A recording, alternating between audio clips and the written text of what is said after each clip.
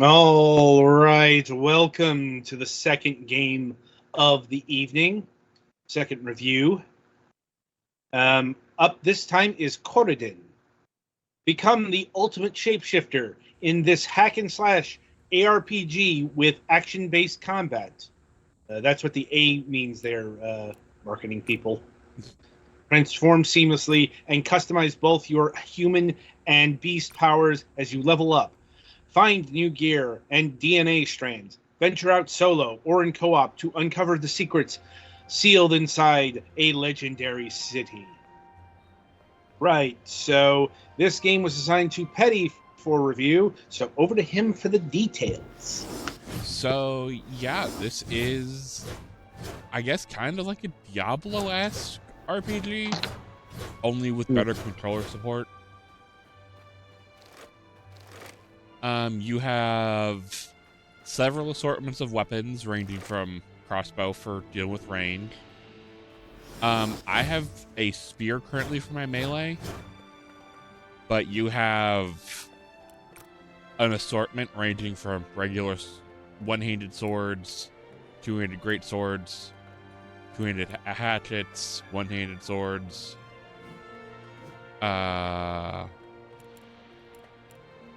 and then you have your bestial form, which I need to go out to the field to actually show how that works. As obviously, it'd be a little weird if you could just turn into your beast form in town. Town phones generally don't like it when, beasts start running about. Nope. But yeah, as far as gameplay goes, it's perfectly serviceable. I didn't have the issue I had with last week's game where the combat's fluid. It goes to wherever your attack goes to wherever you point your stick, or wherever the stick was pointed last. So like with the axe in particular, it has a double wind up. So you can basically hit two enemies if you flick your stick at the right time. And then with a press of a button, you can turn into a animal. For some reason, I guess they haven't coded in a, thing for, just NPCs to be non-hostile to you, because that would suck.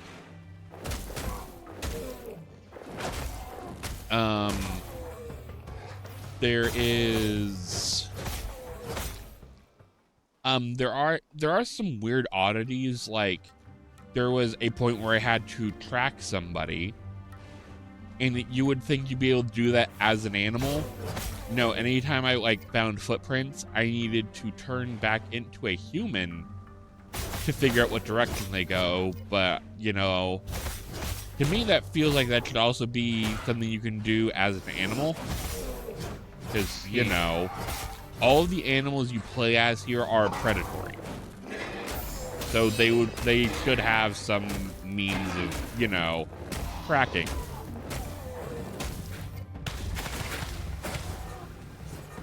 And then the specific character I'm playing as, Lily, has a tank set up because since I don't have a means of playing online, this lets me heal and take more damage, so I can just kind of whittle my opponent down. Instead of regular mana, like you wouldn't, you'd have something like mana or stamina, you have two different stamina bars. One as a human and one as an animal.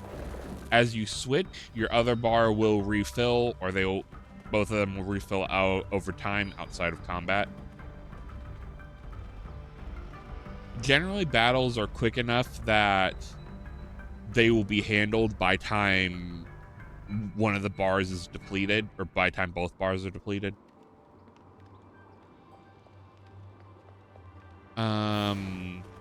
There are ways you can call a mount, but I think those are only for specific areas. And for Lily, I have one of the abilities when she has a defensive aura on, she will passively regain health for it, which is kind of useful if you're, you know, not only A, tanking, but B, playing solo. Because I do not believe there are any, like, health potions, so you're basically at the mercy of, if you can find some sort of healing pickup on the ground, be it dropped by enemies, or there are sometimes fruit scattered about. So you're basically at the mercy of that. Which, that's not great. I think it's implied that you're supposed to have, like, one of the other characters be a healer. It's just not great for solo play.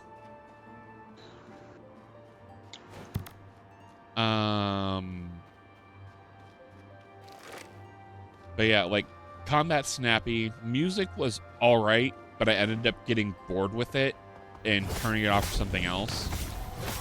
I believe the soundtrack is available. It just wasn't my personal jam.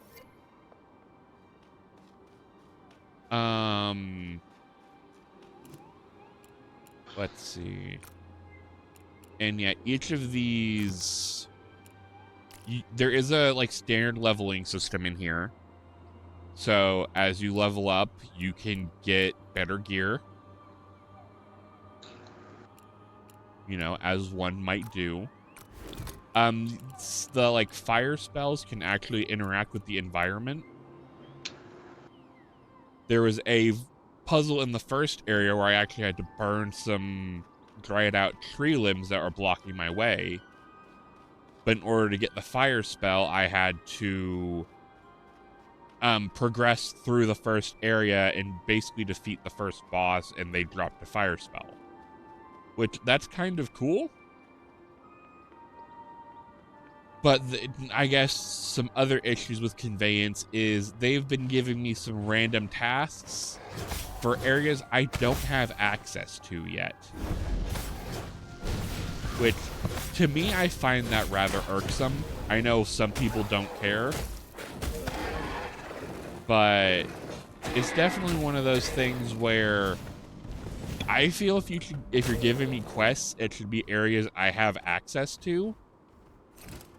Or just, you know, have them show up later. Because then I start getting in the, oh god, did I forget something? Or, you know, while I'm just cleaning out quests, I'll just forget it's there. And that's not fun. And this is another thing, like, this chest must be human to interact. Which, that makes sense.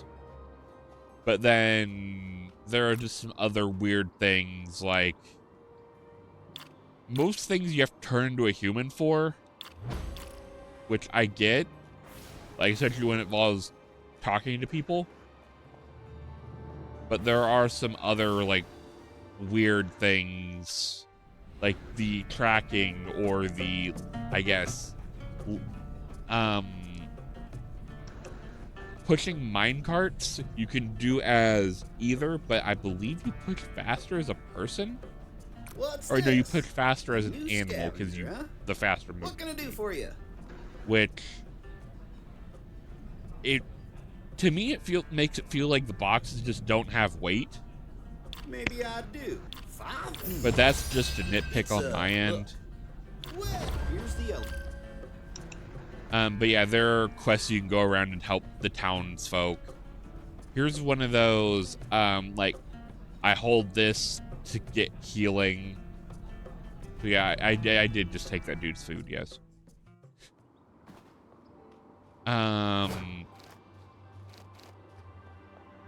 But yeah, like, there's a lot going on here. And then you also have your fast travel.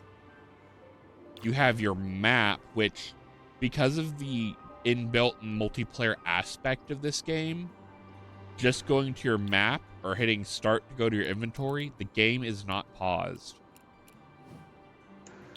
The only way to pause it is specifically in the map screen, press Y on a controller. Which that's I understand because of the multiplayer aspect. I don't like if I'm in single player, it not just auto pausing for me, and then just graying that out if you're in multiplayer. But again, because of the multiplayer, I guess, focus, because if you don't have built like ability to get healing potions or whatnot, I would assume they're wanting you to play with other people for them to either, you know, run interference, heal, or what have you. Like, this doesn't feel like the way you're meant to play this game. And if it is very unfortunate. I think that's it for me, unless you guys have any other questions. Nope. I think I'm good. All right, what are we looking at price-wise? $20. That's gonna be $20. You either need to have couch co-op friends, because this does support couch co-op, or you're willing to buy the game for other people. So, if you have couch co-op friends, sure. If you don't and you need to buy it online for them, $40 at least is a hard sell. And it just goes up from there. It is 4-person multiplayer. So by that point, if you're wanting to play with 3 or more friends, you're looking at the price of a full price game.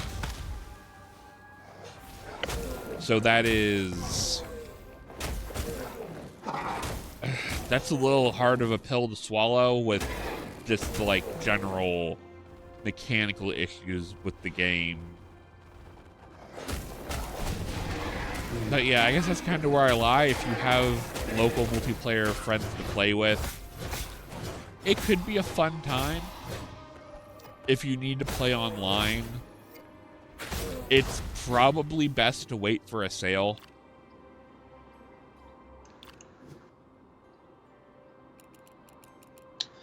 All right, then. So that'll about do it for Coridden here. Oh, wait, no, this does have local play. Never mind. Ah.